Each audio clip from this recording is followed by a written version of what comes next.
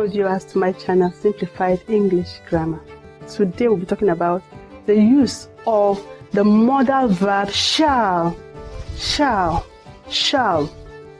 The shall modal verb is strictly used with the first person singular and the first person plural only.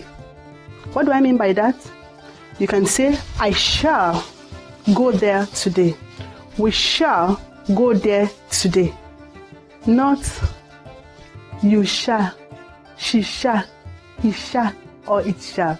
Non-standard. Remember the correct one, I shall and we shall. Thank you very much. I hope you have learned something. See you in our next video. Bye.